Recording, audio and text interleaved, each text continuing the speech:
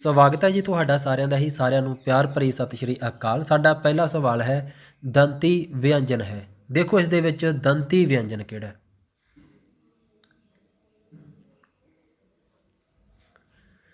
ਸਾਡਾ ਜੋ ਦੰਤੀ ਵਿਅੰਜਨ ਹੈ ਇਸ ਸਵਾਲ ਦਾ ਸਹੀ ਉੱਤਰ ਹੈ ਸਾਡਾ ਉੱਤਰ ਨੰਬਰ 1 ਜੋ ਨੰਨਾ ਹੈ ਇਹ ਹੈ ਦੰਤੀ ਵਿਅੰਜਨ। ਜੇਕਰ ਤੁਹਾਡਾ ਸਵਾਲ ਠੀਕ ਗਿਆ ਤਾਂ ਚੰਗੀ ਗੱਲ ਹੈ, ਜੇਕਰ ਗਲਤ ਵੀ ਗਿਆ ਤਾਂ ਤੁਹਾਨੂੰ ਸ਼ੁਰੂ ਵਿੱਚ ਹੀ ਦੱਸ ਦੇਵਾਂ। ਇਸ ਤਰ੍ਹਾਂ ਦੇ ਸਵਾਲਾਂ ਦੇ ਲਈ ਆਪਣੀ ਯਾਦਦਾਸ਼ਤ ਉੱਪਰ ਨਿਰਭਰ ਨਹੀਂ ਰਹਿਣਾ ਬਿਲਕੁਲ ਵੀ ਕਿ ਮੈਂ ਇਸ ਸਵਾਲ ਦਾ ਇਹ ਉੱਤਰ ਕੀਤਾ ਸੀ ਅਤੇ ਇਹੀ ਮੈਂ ਇਸ ਦਾ ਉੱਤਰ ਕਰਾਂਗਾ।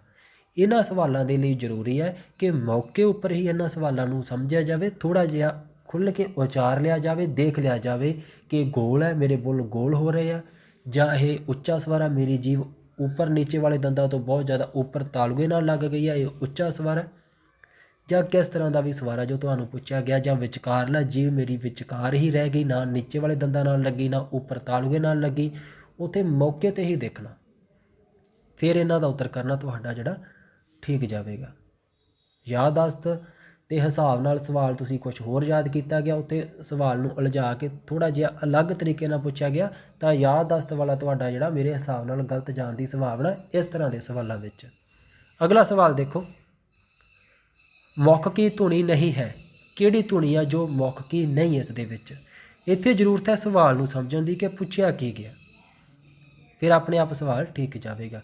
ਮੌਖਕੀ ਧੁਨੀ ਕਿਹੜੀ ਨਹੀਂ ਹੈ ਇਹਨਾਂ ਵਿੱਚ, ਦੇਖੋ ਜਲਦੀ।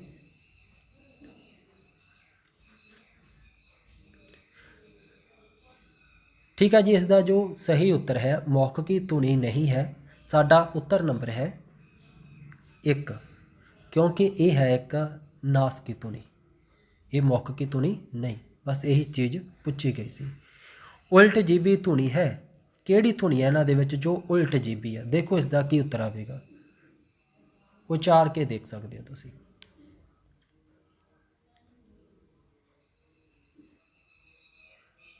ਦੇਖੋ ਇਸ ਦਾ ਜੋ ਸਹੀ ਉੱਤਰ ਹੈ ਉਲਟ ਜੀਬੀ ਧੁਨੀ ਹੈ। ਇਹ ਹੈ ਸਾਡਾ ਉੱਤਰ ਨੰਬਰ 1 ਜੋ ਨਾਣਾ ਹੈ ਇਹ ਉਲਟ ਜੀਬੀ ਧੁਨੀ ਆ। ਬਾਕੀਆਂ ਨੂੰ ਦੇਖ ਲੈਣਾ, ਜੀਭ ਥੋੜ੍ਹੀ ਬਹੁਤ ਵੀ ਉਲਟ ਨਹੀਂ ਹੋਵੇਗੀ। ਕਈ ਵਾਰ ਸਾਡੇ ਉਚਾਰਨ ਵਿੱਚ ਫਰਕ ਹੁੰਦਾ, ਜੋ ਚੀਜ਼ ਲਿਖੀ ਆ ਉਨੀ ਜਿਵੇਂ ਦੰਤੀ ਧੁਨੀ ਕਰਦੇ ਆ, ਕਈ ਵਾਰੀ ਦੰਦਾਂ ਨੂੰ ਜੀਭ ਅਸੀਂ ਨਹੀਂ ਵੀ ਲਗਾ ਰਹੇ ਹੁੰਦੇ ਬੋਲਣ ਵੇਲੇ ਥੋੜ੍ਹੀ ਬਹੁਤ, ਪਰ ਬਾਕੀ ਧੁਨੀਆਂ ਨੂੰ ਵੀ ਉਚਾਰ ਕੇ ਦੇਖ ਸਕਦੇ ਹੋ ਕਿ ਉੱਥੇ ਤਾਂ ਬਿਲਕੁਲ ਵੀ ਨਹੀਂ ਲੱਗ ਰਹੀ ਹੋਣੀ। ਠੀਕ ਹੈ, ਉੱਥੇ ਪਤਾ ਲੱਗ ਜਾਵੇਗਾ ਕਿ ਦੰਤੀ ਧੁਨੀ ਹੈ। ਅੱਗੇ ਹੈ ਸੰਘਰਸ਼ੀ ਧੁਨੀ ਕਿਹੜੀ ਹੈ। ਕਿਹੜੀ ਹੈ ਇਹਨਾਂ ਦੇ ਵਿੱਚ ਸੰਘਰਸ਼ੀ ਧੁਨੀ। ਦੇਖੋ ਇੱਕੋ ਇੱਕ ਹੀ ਧੁਨੀ ਆ, ਸੰਘਰਸ਼ੀ ਧੁਨੀ ਹੈ ਜਿਹੜੀ ਜਦੋਂ ਆਪਾਂ ਸ਼ੁੱਧ ਵਿਅੰਜਨ ਕਰਦੇ ਹਾਂ ਉਹਨਾਂ ਵਿੱਚ ਵੀ ਸਮਝਾਂਗੇ ਇਹਨਾਂ ਨੂੰ। ਦੇਖੋ ਸੰਘਰਸ਼ੀ ਧੁਨੀ ਕਿਹੜੀ ਹੈ। ਠੀਕ ਹੈ ਜੀ, ਤੁਹਾਡਾ ਬਿਲਕੁਲ ਇਸ ਦਾ ਉੱਤਰ ਹੈ ਉੱਤਰ ਨੰਬਰ ਸਾਡਾ 1, ਇਹ ਤੁਸੀਂ ਜਾਣਦੇ ਹੀ ਹੋ।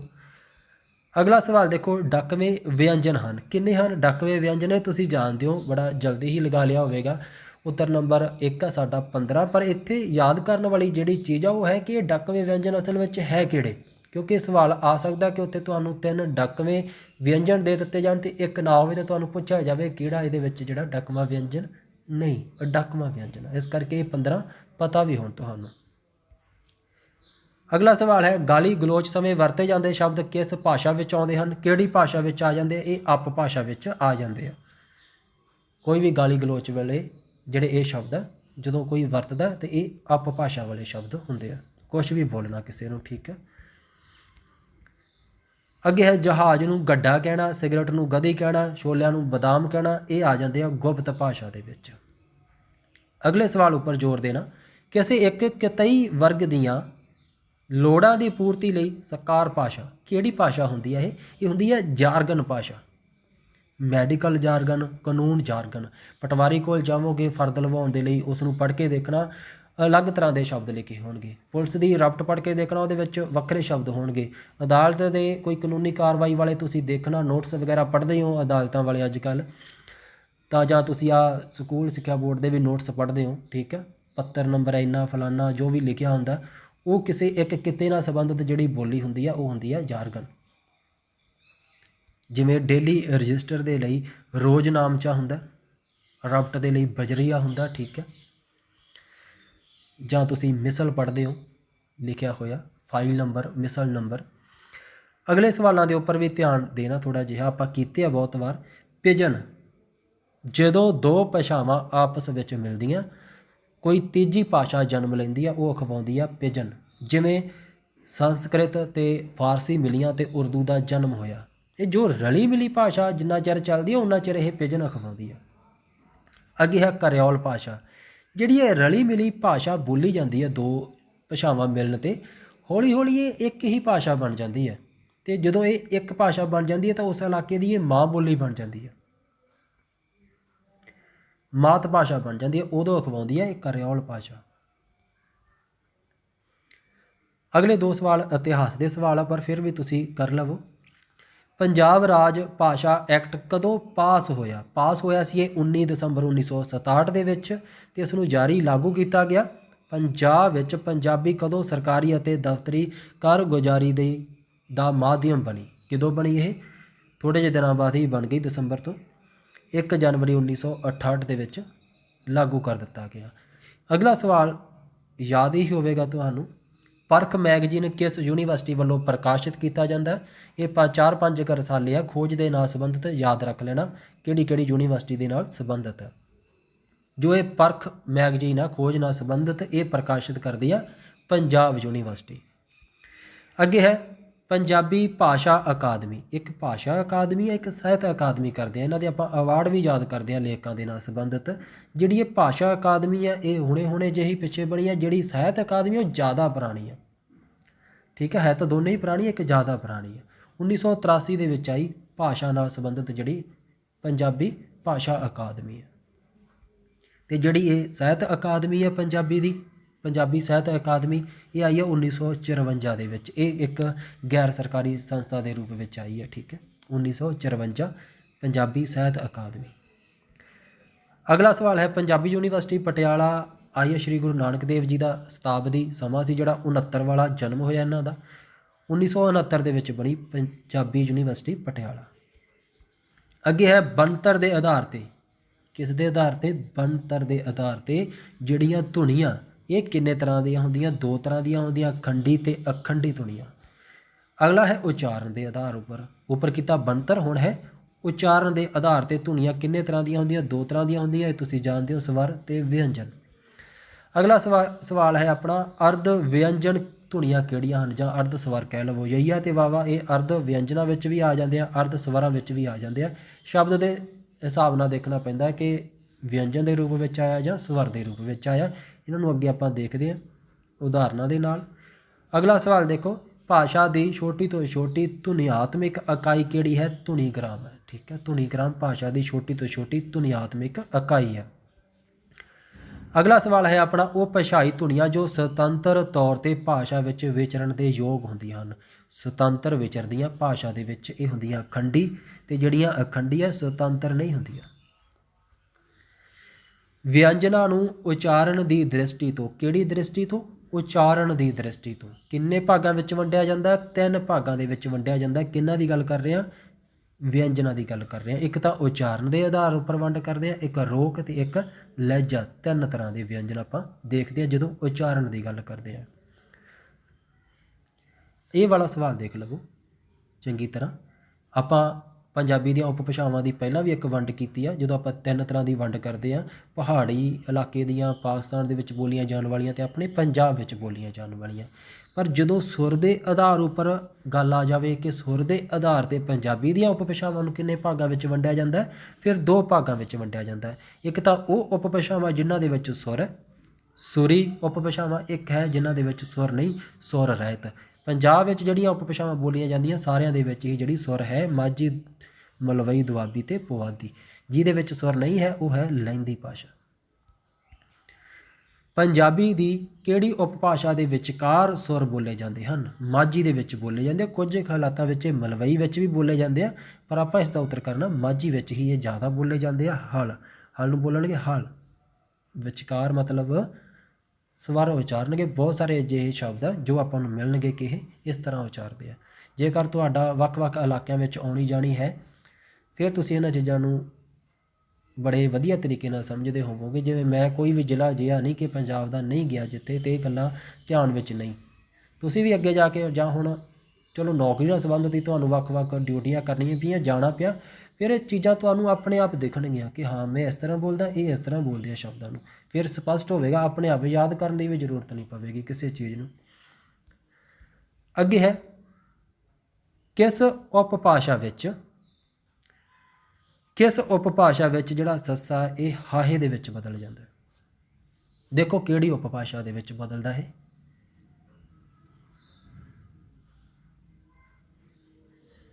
ਸੱਸਾ ਧੁਨੀ ਹੈ ਜਿਹੜੀ ਹਾਹੇ ਦੇ ਵਿੱਚ ਬਦਲ ਜਾਂਦੀ ਹੈ। ਇਸ ਦਾ ਜੋ ਸਹੀ ਉੱਤਰ ਹੈ ਇਹ ਹੈ, ਕਈ ਵਾਰ ਇਹਨਾਂ ਨੂੰ ਬੋਲਣ ਵਾਲਿਆਂ ਨੂੰ ਵੀ ਨਹੀਂ ਪਤਾ ਹੁੰਦਾ ਕਿ ਅਸੀਂ ਸੱਸੇ ਨੂੰ ਹਾਹਾ ਬੋਲਦੇ ਹਾਂ। ਠੀਕ ਹੈ, ਇਸ ਦਾ ਜੋ ਸਹੀ ਉੱਤਰ ਹੈ ਇਹ ਹੈ ਮਾਝੀ ਦੇ ਵਿੱਚ। ਜਿਵੇਂ ਪੈਸੇ ਨੂੰ ਪੈਸਾ ਬੋਲਦੇ ਆ, ਠੀਕ ਹੈ, ਸਾਰੇ ਨੂੰ ਹਾਰਾ ਹੀ ਬੋਲਦੇ ਆ, ਸਾਡੇ ਨੂੰ ਬੋਲਦੇ ਆ ਸਾਡਾ ਹੀ ਆ, ਇਹ ਹੈ ਮਾਝੀ ਦੇ ਵਿੱਚ।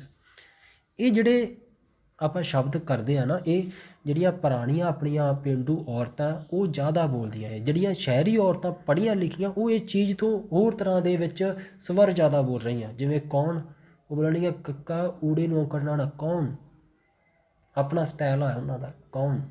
ਜਿਹੜੇ ਪੜ੍ਹੇ ਲਿਖੇ ਜਿਹੜੇ ਹੁਣ ਮੁੰਡੇ ਆ ਉਹ ਇਹਨਾਂ ਚੀਜ਼ਾਂ ਤੋਂ ਟਕਸਾਲੀ ਦੇ ਜ਼ਿਆਦਾ ਨੇੜੇ ਹੁੰਦੇ ਜਾ ਰਹੇ ਆ। ਠੀਕ ਹੈ, ਜਿਹੜੀ ਆਪਣੇ ਪੁਰਾਣੇ ਬਜ਼ੁਰਗ ਆ, ਆਪਣੀਆਂ ਔਰਤਾਂ, ਠੀਕ ਆ, ਆਪਣੀਆਂ ਬਜ਼ੁਰਗ ਔਰਤਾਂ ਜਿਹੜੀਆਂ ਉਹ ਇਹਨਾਂ ਸ਼ਬਦਾਂ ਨੂੰ ਜਿਹੜਾ ਜ਼ਿਆਦਾ ਬੋਲਦੀਆਂ, ਉਹ ਸਿੱਧਾ ਹੀ ਕੌਣ ਬੋਲਣਗੀਆਂ ਪਿੰਡਾਂ ਦੇ ਵਿੱਚ। ਕੱਕੇ ਨੂੰ ਕਨੌੜ ਦੀ ਬਜਾਏ ਵੀ ਕੱਕੇ ਨੂੰ ਹੋੜਾ ਕਰਕੇ ਹੀ ਨੰਨਾ ਕੌਣ ਹੈ। ਠੀਕ ਹੈ, ਇਹ ਵਖਰੇਵਾਂ ਜਿਹੜਾ ਹੁਣ ਘਟਦਾ ਜਾ ਰਿਹਾ। ਠੀਕ ਹੈ, ਅੱਗੇ ਹੈ ਬੱਬਾ ਅਤੇ ਵਾਵਾ ਦੀ ਬਦਲਵੇਂ ਰੂਪ ਵਿੱਚ ਵਰਤੋਂ ਕਿਸ ਉਪਭਾਸ਼ਾ ਵਿੱਚ ਹੁੰਦੀ ਹੈ। ਦੁਆਬੀ, ਮਾਝੀ, ਮਲਵਈ ਜਾਂ ਫਿਰ ਪੁਆਧੀ। ਇਸ ਸਵਾਲ ਵਰਗਾ ਹੀ ਇੱਕ ਆਪਾਂ ਸਵਾਲ ਕੀਤਾ ਸੀ, ਸੱਸੇ ਪੈਰ ਬਿੰਦੀ ਸੱਸਾ ਤੇ ਛੱਛਾ, ਇਹਨਾਂ ਦਾ ਬਦਲਵੇਂ ਰੂਪ ਮਤਲਬ ਇੱਕ ਦੂਜੇ ਦੀ ਜਗ੍ਹਾ ਕਿਹੜੀ ਉਪਭਾਸ਼ਾ ਵਿੱਚ ਇਹ ਕਰਦੇ ਆਪਾਂ ਕੀਤਾ ਸੀ ਉੱਤਰ ਕੇ ਮਲਵਈ ਵਿੱਚ ਕਰਦੇ ਆ। ਸੱਸਾ ਦੀ ਜਗ੍ਹਾ ਛੱਛਾ, ਛੱਛੇ ਦੀ ਜਗ੍ਹਾ ਸੱਸਾ, ਇੱਕ ਦੂਜੇ ਦੀ ਜਗ੍ਹਾ ਬੋਲਦੇ ਆ। ਉਸੇ ਤਰ੍ਹਾਂ ਦਾ ਇਹ ਸਵਾਲ ਆ ਕਿ ਬੱਬੇ ਦੀ ਜਗ੍ਹਾ ਵਾਵਾ ਬੋਲ ਦਿੰਦੇ ਅਤੇ ਵਾਵੇ ਦੀ ਜਗ੍ਹਾ ਬੱਬਾ ਬੋਲ ਦਿੰਦੇ ਆ। ਇਹ ਕਿਹੜੀ ਉਪਭਾਸ਼ਾ ਦੇ ਵਿੱਚ? ਇਹ ਹੈ ਦੁਆਬੀ ਦੇ ਵਿੱਚ। ਮਲਵਈ ਵਿੱਚ ਵੀ ਕਰਦੇ ਆ ਪਰ ਇਹ ਸਹੀ ਹੈ ਜਿਹੜਾ ਇਹ ਦੁਆਬੀ ਹੀ ਆਵੇਗਾ। ਦੁਆਬੀ ਦੇ ਵਿੱਚ ਹੀ ਜਿਹੜਾ ਬੋਲਿਆ ਜਾਂਦਾ। ਜਿਵੇਂ ਵੋਟੀ ਬੌਟੀ ਹੋ ਜਾਵੇਗਾ, ਵੱਟਾ ਬੱਟਾ ਹੋ ਜਾਵੇਗਾ। ਅੱਗੇ ਹੈ ਦੀਰਘ ਸਵਰ ਨਾਸਕੀ ਸਵਰਾਂ ਵਿੱਚ ਕਿਸ ਉਪਭਾਸ਼ਾ ਵਿੱਚ ਉਚਾਰੇ ਜਾਂਦੇ ਹਨ। ਕਿਹੜੀ ਉਪਭਾਸ਼ਾ? ਇਹ ਹੈ ਮਲਵਈ। ਆਪਾਂ ਕੀਤਾ ਸਵਾਲ ਪਹਿਲਾਂ ਵੀ ਕਿ ਮਲਵਈ ਦੇ ਵਿੱਚ ਨਾਸਕਤਾ ਜ਼ਿਆਦਾ ਆ ਹੋਰ ਉਪਭਾਸ਼ਾਵਾਂ ਨਾਲੋਂ, ਅਤੇ ਇਹ ਜਿਹੜੇ ਦੀਰਘ ਸਵਰ ਆ ਇਹ ਵੀ ਨਾਸਕੀ ਹੀ ਕਰ ਦਿੰਦੇ ਆ। ਠੀਕ ਆ, ਮਲਵਈ ਦੇ ਵਿੱਚ ਜਿਵੇਂ ਸ਼ੌਕ ਹੁੰਦਾ ਇਸ ਨੂੰ ਬੋਲਣਗੇ ਸ਼ੌਂਕ ਹੈ। ਠੀਕ ਹੈ, ਮੈਨੂੰ ਪੂਛ ਹੋ ਜਾਵੇਗੀ ਪੂੰਛ। ਠੀਕ ਹੈ, ਮਤਲਬ ਇੱਥੇ ਨਾਸਕਤਾ ਆ ਜਾਣੀ ਹੈ, ਇੱਥੇ ਬਿੰਦੀ ਨਾਲ ਆ ਜਾਣੀ ਹੈ, ਇੱਥੇ ਟਿੱਪੀ ਨਾਲ ਆ ਜਾਣੀ ਹੈ। ਆਪਣਾ ਅਗਲਾ ਸਵਾਲ ਹੈ ਰਾਰਾ ਲੱਲਾ ਦਾ ਵਿਅੰਜਨ ਗੁੱਛਾ ਕਿਸ ਉਪਭਾਸ਼ਾ ਵਿੱਚ ਲੱਲਾ ਹੋ ਜਾਂਦਾ ਹੈ। ਮਤਲਬ ਜਦੋਂ ਕਿਸੇ ਸ਼ਬਦ ਦੇ ਵਿੱਚ ਰਾਰਾ ਲੱਲਾ ਆ ਜਾਵੇ ਇਕੱਠਾ, ਇਸ ਨੂੰ ਉਚਾਰਨ ਵੇਲੇ ਲੱਲਾ ਹੀ ਉਚਾਰ ਦਿੱਤਾ ਜਾਂਦਾ। ਇਹ ਕਿਹੜੀ ਉਪਭਾਸ਼ਾ ਦੇ ਵਿੱਚ ਹੁੰਦਾ? ਇਹ ਹੁੰਦਾ ਹੈ ਦੁਆਬੀ ਭਾਸ਼ਾ ਦੇ ਵਿੱਚ। ਯਾਦ ਰੱਖਣਾ, ਰਾਰੇ ਲੱਲੇ ਦਾ ਵਿਅੰਜਨ ਗੁੱਛਾ ਬਣ ਜਾਂਦਾ ਹੈ ਲੱਲੇ ਦੇ ਵਿੱਚ। ਜਿਵੇਂ ਵਿਰਲੇ ਨੂੰ ਬੋਲਿਆ ਜਾਵੇਗਾ ਕੋਈ ਵੇਲਾ ਹੀ। ਠੀਕ ਹੈ, ਕੋਈ ਵੇਲਾ ਹੀ ਸਾਥ ਦਿੰਦਾ ਜਾਂ ਕੋਈ ਵਿਰਲਾ ਹੀ ਸਹੀ ਮਿਲਦਾ। ਠੀਕ ਹੈ, ਅੱਜ ਕੱਲ੍ਹ ਦੇ ਟਾਈਮ 'ਚ ਇਹ ਹੈ ਦੁਆਬੇ ਦੇ ਵਿੱਚ ਦੁਆਬੀ। ਯਾਦ ਰੱਖਣਾ ਇਸ ਨੂੰ ਵੀ। ਕਿਰਲੀ ਦਾ ਵੀ ਇਸੇ ਤਰ੍ਹਾਂ ਹੀ ਆ। ਠੀਕ ਹੈ, ਕਿਰਲੀ ਕੋਈ ਵਿਰਲਾ ਹੀ ਸਾਥ ਦਿੰਦਾ। ਦੁਆਬੀ ਭਾਸ਼ਾ ਦੇ ਵਿੱਚ ਰਾਰੇ ਲੱਲੇ ਦਾ ਵਿਅੰਜਨ ਗੁੱਛਾ ਹੋ ਜਾਂਦਾ ਲੱਲਾ। ਇਹ ਅੱਜ ਵੀ ਪੁਰਾਣੇ ਜਿਹੜੇ ਬਜ਼ੁਰਗ ਆ ਆਪਣੇ, ਠੀਕ ਆ, ਆਪਾਂ ਤਾਂ ਹੁਣ ਜਿਹੜੇ ਪੜ੍ਹੇ ਲਿਖੇ ਆ ਜ਼ਿਆਦਾ ਹੀ ਸ਼ੁੱਧ ਦੇ ਚੱਕਰ ਵਿੱਚ ਜਿਹੜੀਆਂ ਉਪਭਾਸ਼ਾਵਾਂ ਉਹਨਾਂ ਨੂੰ ਖਤਮ ਕਰ ਰਹੇ ਆ। ਵਿਅੰਜਨ ਗੁੱਛੇ ਕੀ ਹਨ? ਜਦੋਂ ਦੋ ਜਾਂ ਦੋ ਤੋਂ ਜ਼ਿਆਦਾ ਵਿਅੰਜਨ ਬਿਨਾਂ ਕਿਸੇ ਸਵਰ ਦੀ ਮਦਦ ਤੋਂ ਉਚਾਰੇ ਜਾਣ ਤਾਂ ਇਹ ਅਖਵਾਉਂਦੇ ਆ ਵਿਅੰਜਨ ਗੁੱਛੇ।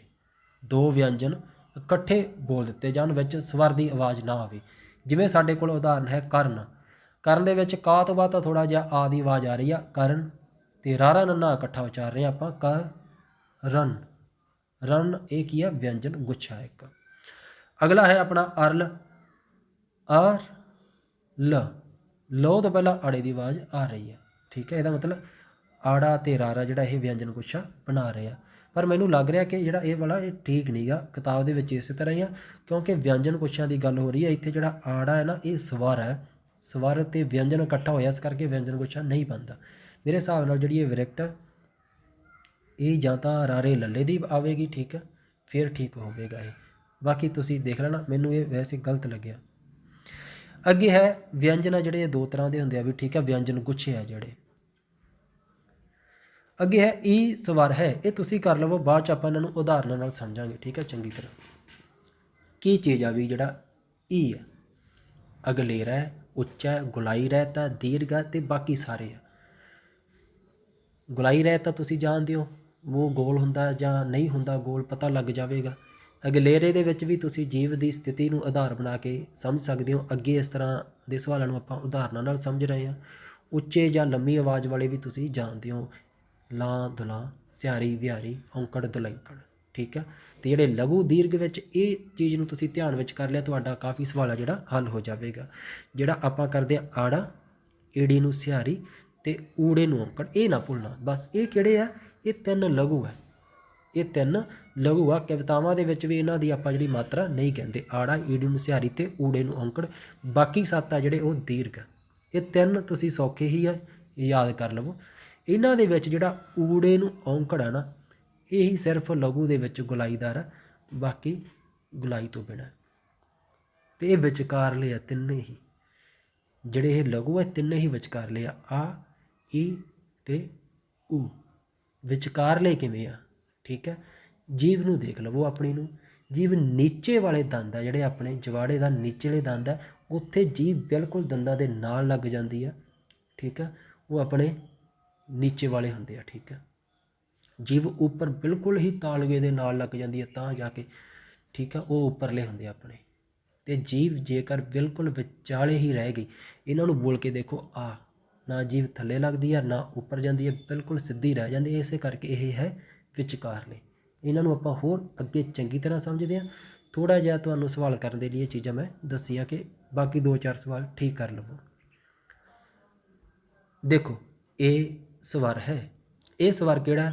ਅਗਲੇਰਾ, ਅਰਧ ਨੀਵਾਂ, ਗੋਲਾਈ ਰਹਿਤ ਹੈ, ਦੀਰਘ ਹੈ, ਬਾਕੀ ਸਾਰੇ।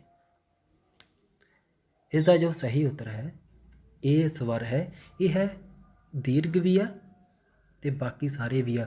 ਗੁਲਾਈ ਵੀ ਹੈ ਨਹੀਂ ਇਸ ਦੇ ਵਿੱਚ, ਇਹ ਅਰਧ ਨੀਵਾਂ ਵੀ ਆ ਅਤੇ ਅਗਲਾ ਸਵਰ ਵੀ ਆ, ਠੀਕ ਹੈ।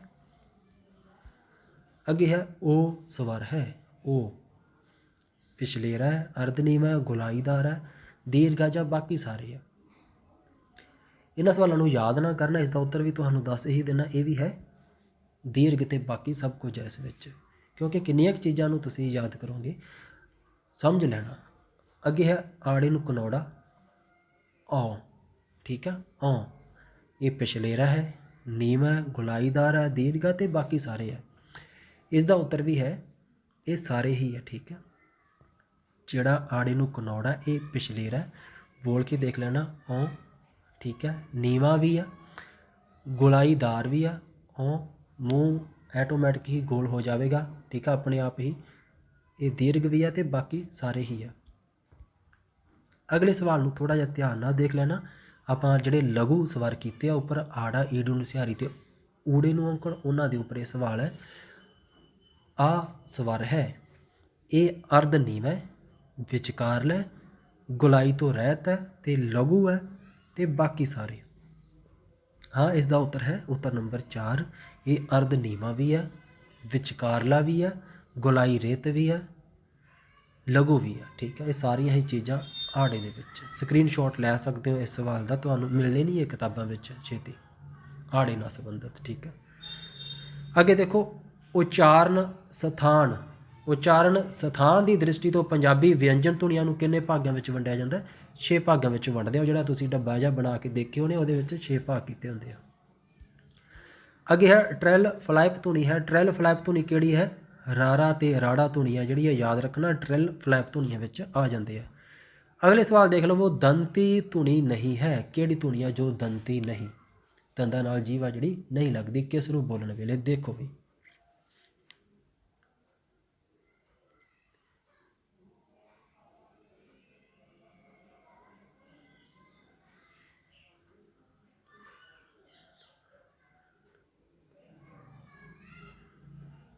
ਇਸ ਦਾ ਜੋ ਸਹੀ ਉੱਤਰ ਹੈ ਸਾਡਾ ਉੱਤਰ ਨੰਬਰ 1। ਜਿਹੜਾ ਇਹ ਮੰਮਾ ਇਹ ਦੰਤੀ ਨਹੀਂ ਹੈ। ਠੀਕ ਹੈ। ਅੱਗੇ ਹੈ ਸੁਰ ਯੰਤਰੀ ਸਥਾਨ ਤੋਂ ਕਿਹੜੀ ਸੰਘਰਸ਼ੀ ਧੁਨੀ ਉਚਾਰੀ ਜਾਂਦੀ ਹੈ। ਇਹ ਇੱਕੋ ਇੱਕ ਹੀ ਧੁਨੀ ਹੈ, ਤੁਸੀਂ ਜਾਣਦੇ ਹੋ ਚੰਗੀ ਤਰ੍ਹਾਂ। ਇਹ ਸੁਰ ਯੰਤਰੀ ਸਥਾਨ ਤੋਂ ਜਿਹੜੀ ਸੰਘਰਸ਼ੀ ਧੁਨੀ ਉਚਾਰੀ ਜਾਂਦੀ ਹੈ ਇਹ ਹੈ ਹਾਹਾ ਧੁਨੀ। ਅੱਗੇ ਹੈ ਉਚਾਰਨ ਸਥਾਨ ਦੇ ਆਧਾਰ 'ਤੇ।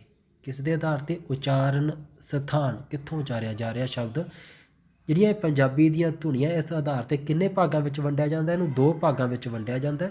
2 ਭਾਗ ਕਿਸੇ ਤਰ੍ਹਾਂ ਦੇ ਵੀ ਹੋ ਸਕਦੇ, ਇਹਨਾਂ ਨੂੰ ਸੰਗੋਸ਼ ਅਤੇ ਅਘੋਸ਼ ਦੇ ਵਿੱਚ ਵੀ ਵੰਡਿਆ ਜਾ ਸਕਦਾ ਅਤੇ ਅਲਪ ਪ੍ਰਾਣ ਅਤੇ ਮਹਾਂਪ੍ਰਾਣ ਵਿੱਚ ਵੀ ਵੰਡਿਆ ਜਾ ਸਕਦਾ।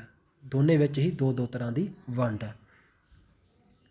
ਅਗਲੇ ਆਹ ਦੇਖ ਲਓ ਸਵਾਲ, ਹੁਣ ਤੁਹਾਨੂੰ ਸਮਝ ਆ ਜਾਣਗੇ, ਆਪਣੇ ਆਪ ਕਰਨੇ ਆ ਜਾਣਗੇ। ਜੀਵ ਦੀ ਸਥਿਤੀ ਦੇ ਆਧਾਰ 'ਤੇ ਸਵਰ ਧੁਨੀਆਂ ਨੂੰ, ਇੱਥੇ ਹੈ ਸਵਰ ਧੁਨੀਆਂ ਨੂੰ ਕਿੰਨੇ ਭਾਗਾਂ ਵਿੱਚ ਵੰਡਿਆ ਜਾਂਦਾ ਹੈ? ਜਿਹੜੇ ਆਪਾਂ 10 ਸਵਰ ਕਰਦੇ ਹਾਂ, ਇਹ ਵੰਡਿਆ ਜਾਂਦਾ 3। ਇੱਕ ਤਾਂ ਹੁੰਦੇ ਆ ਅਗਲੇਰੇ, ਵਿਚਕਾਰਲੇ ਅਤੇ ਪਿਛਲੇਰੇ। ਅਗਲੇ ਸਵਰ, ਵਿਚਕਾਰਲੇ ਸਵਰ ਅਤੇ ਪਿਛਲੇ ਸਵਰ। ਇਹ ਜੀਵ ਦੀ ਸਥਿਤੀ ਨੂੰ ਆਧਾਰ ਬਣਾਇਆ ਜਾਂਦਾ। ਠੀਕ ਹੈ। ਇਹਦੇ ਵਿੱਚ ਜੀਵ ਦੀ ਸਥਿਤੀ ਅੱਗੇ 3 ਭਾਗ ਹੈ ਇਹਦੇ, ਆਪਾਂ ਜੋ ਕਰ ਰਹੇ ਹਾਂ। ਪਹਿਲਾਂ ਤਾਂ ਹੈ ਅਗਲੇ ਸਵਰ ਈ, ਏ ਅਤੇ ਐ। ਜੀਭ ਨੀਚੇ ਵਾਲੇ ਦੰਦਾਂ ਦੇ ਨਾਲ ਲੱਗੇਗੀ ਤੁਹਾਡੀ। ਠੀਕ ਹੈ। ਇਹਨਾਂ ਸਵਰਾਂ ਨੂੰ ਉਚਾਰਨ ਵੇਲੇ ਜਿਹੜੇ 3 ਆ ਇਹ ਸਵਰ ਅਗਲੇ, ਜਾਂ ਜੀਭ ਤੁਹਾਡੀ ਬਿਲਕੁਲ ਉੱਪਰ ਲੱਗ ਜਾਵੇਗੀ ਤਾਲੂਏ ਦੇ ਨਾਲ।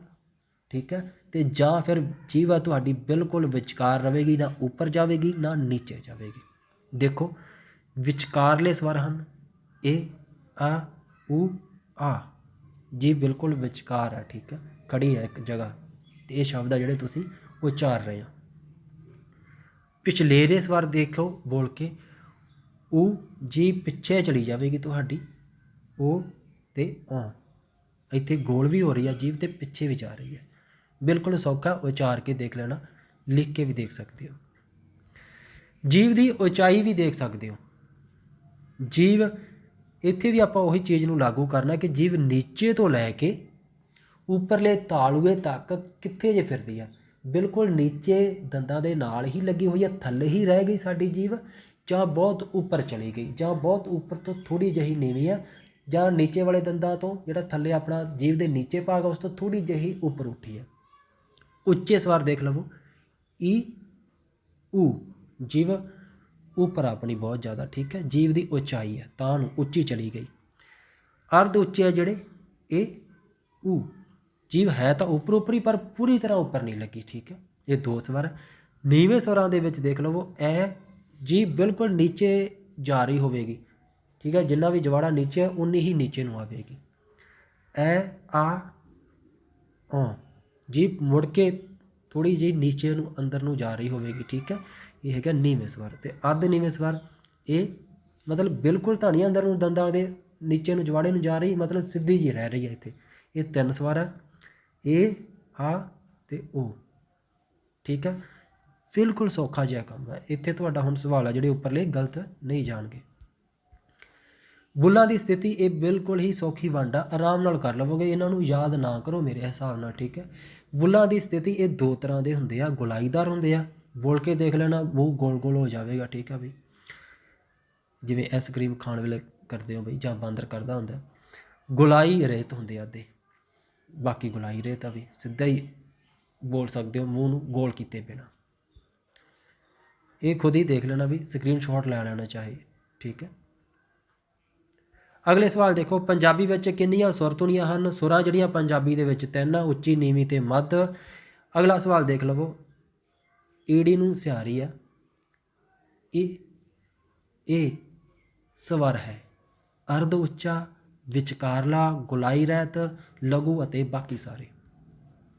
ਇਸ ਦਾ ਜੋ ਸਹੀ ਉੱਤਰ ਹੈ ਇਹ ਸਾਰੇ ਹੀ ਆ ਜਾਂਦੇ ਆ ਵੀ ਇਹਦੇ ਵਿੱਚ। ਠੀਕ ਹੈ। ਲਘੂ ਵੀ ਹੈ ਅਤੇ ਬਾਕੀ ਸਾਰਾ ਕੁਝ ਆ, ਵਿਚਕਾਰਲਾ ਵੀ ਆ। ਉਚਾਰ ਕੇ ਦੇਖ ਲੈਣਾ ਵੀ। ਜੀਭ ਦੀ ਉਚਾਈ ਨੂੰ ਵੀ ਆਧਾਰ ਬਣਾ ਸਕਦੇ ਹੋ, ਦੇਖ ਲੈਣਾ ਅਰਧ ਉੱਚਾ ਹੋਵੇਗਾ। ਅੱਗੇ ਹੈ ਊੜੇ ਔਂਕੜ ਓ ਸਵਰ ਹੈ। ਅਰਧ ਉੱਚਾ, ਵਿਚਕਾਰਲਾ, ਗੋਲਾਈਦਾਰ। ਇਹ ਗੋਲਾਈਦਾਰ ਆ, ਬੋਲ ਕੇ ਦੇਖ ਲੈਣਾ। ਠੀਕ ਹੈ। ਲਘੂ ਹੈ, ਆਪਾਂ 3 ਤੁਹਾਨੂੰ ਦੱਸਿਆ ਲਘੂ ਹੈ। ਅਤੇ ਜਿਹੜੇ ਲਘੂ ਹੈ ਇਹ ਤਿੰਨੇ ਦੇ ਤਿੰਨੇ ਵਿਚਕਾਰਲੇ ਵੀ ਹੈ। ਜਿਹੜੇ ਲਘੂ ਹੈ ਉਹਨਾਂ ਦੇ ਵਿੱਚ ਊੜੇ ਔਂਕੜ ਗੋਲਾਈਦਾਰ ਆ, ਅਤੇ ਤਿੰਨੇ ਦੇ ਤਿੰਨੇ ਵਿਚਕਾਰਲੇ ਵੀ ਹੈ। ਯਾਦ ਕਰਨ ਵਾਲੇ ਯਾਦ ਕਰ ਲੈਣ, ਸਮਝਣ ਵਾਲੇ ਸਮਝ ਲੈਣ। ਇਹਨਾਂ ਨੂੰ ਦੇਖ ਲਵੋ ਵੀ 3 ਲਘੂਆਂ ਨੂੰ। ਦੁਬਾਰਾ ਦੱਸ ਰਿਹਾ, ਆੜਾ ਏੜੇ ਨੂੰ ਸਿਹਾਰੀ ਤੇ ਊੜੇ ਨੂੰ ਔਂਕੜੇ ਲਘੂ ਹੈ, ਤੇ ਇਹ ਤਿੰਨੇ ਦੇ ਤਿੰਨੇ ਵਿਚਕਾਰਲੇ ਵੀ ਆ। ਇਹਨਾਂ ਤਿੰਨਾਂ ਦੇ ਵਿੱਚ ਜਿਹੜਾ ਆੜਾ ਇਹਦੇ ਵਿੱਚ ਵੀ ਗੁਲਾਈ ਨਹੀਂ, ਈੜ ਨੂੰ ਸਿਹਾਰੀ ਦੇ ਵਿੱਚ ਵੀ ਗੁਲਾਈ ਨਹੀਂ, ਤੇ ਸਿਰਫ ਊੜੇ ਨੂੰ ਔਂਕੜਾ ਜਿਹੜਾ ਇਹ ਗੁਲਾਈਦਾਰ ਹੈ। ਅੱਗੇ ਦੇਖੋ ਅਰਧ ਸਵਰ ਹਨ। ਅਰਧ ਸਵਰ ਜਾਂ ਵਿਅੰਜਨ ਯਈਆ ਤੇ ਵਾਵਾ, ਯੁੱਗ ਤੇ ਯੁੱਗ ਇਹਦੇ ਵਿੱਚ ਇਹ ਵਿਅੰਜਨ ਦੇ ਵਿੱਚ ਆ ਜਾਂਦਾ। ਯਈਆ ਜਦੋਂ ਲਿਖਦੇ ਆ, ਆਏ ਦੇ ਵਿੱਚ ਲਿਖਦੇ ਆ ਆਇਆ, ਇੱਥੇ ਸਵਰ ਦੇ ਵਿੱਚ ਉਚਾਰਨ ਦੇ ਰਿਹਾ। ਗਵਾਚਾ ਵੀ ਦੇਖ ਲਓ, ਗਵਾਚੇ ਦੇ ਵਿੱਚ ਜਿਹੜਾ ਵਾਵਾ ਇੱਥੇ ਆੜਾ ਬਣ ਰਿਹਾ, ਤਾਂ ਇਹ ਅਰਧ ਸਵਰ ਸੀ। ਸਵਰ ਦੀ ਧੁਨੀ ਲੈਣੀ ਸੀ ਆਪਾਂ ਇਸ ਤੋਂ, ਠੀਕ ਹੈ, ਪੂਰੇ ਰੂਪ ਦੇ ਵਿੱਚ। ਤੇ ਵਹੁਟੀ ਦੇ ਵਿੱਚ ਜਿਹੜਾ ਵਾਵਾ ਇਹ ਬੱਬੇ ਦੇ ਵਿੱਚ ਵਿਅੰਜਨ ਦੇ ਵਿੱਚ ਵਿਚਰ ਰਿਹਾ ਇੱਥੇ। ਅੱਗੇ ਦੇਖੋ ਸਵਰ। ਆਹ ਸਵਾਲ ਨੂੰ ਦੇਖ ਲਵੋ, ਇੱਥੇ ਆ ਕੇ ਸਮੱਸਿਆ ਆ ਜਾਂਦੀ ਕੁਝ ਵਿਦਿਆਰਥੀਆਂ ਨੂੰ। ਦੇਖੋ ਸਵਰ ਤਾਂ ਹੈਗੇ 3 ਤੇ ਵਿਅੰਜਨ ਹੈਗੇ 32। 32 ਤੇ 3 35, 35 ਹੀ ਆਪਣਾ ਜਿਹੜਾ ਕਰਦੇ ਆ 35 ਅੱਖਰੀ।